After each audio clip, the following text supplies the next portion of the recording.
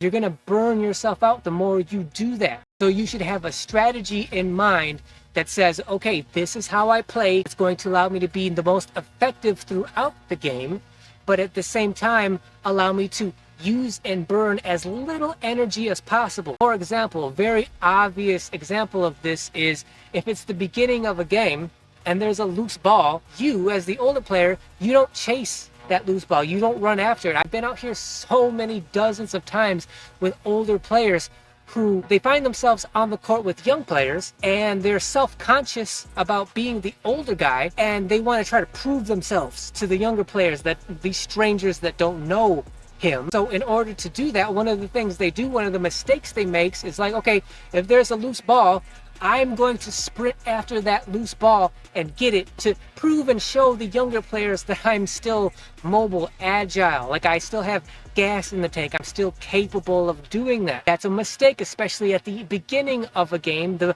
first half of a game, because that's energy that you're burning that you as an older player are not going to regenerate for that game. You're going to burn yourself out the more you do that. You as the older player have earned the right and hypothetically, theoretically, the respect of the younger players that, like, if there's a loose ball towards the beginning of the game, you as the older guy, the obviously older guy, you're not going to chase down those loose balls. You're not going to hustle and sprint for loose balls. Like, that's their job. They're younger. They're supposed to do that. It's your job, your responsibility to keep yourself in good enough shape and condition to be able to perform physically at the end of hypothetically, theoretically close games, and so you can make the right decisions and have the energy to execute those decisions in those key moments. And by execute, I'm not talking necessarily about scoring, because you're the old guy. Like, you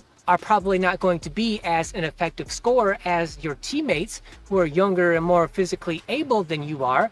I'm talking about being able to make whatever physical play is appropriate for that late game, close game situation. You don't have the physicality to make the right pass or get the rebound or go for the right steal at the right time. If you just don't have the energy to do that because you burned it at the beginning of the game, then you're no use to your team. You might as well just go stand on the side and like verbally coach them. But because you're on the court and you're trying to be a physical presence at your advanced age, you need to have the energy at the end game situations to be able to execute the way it's proper and the way that's going to help your team to win those games.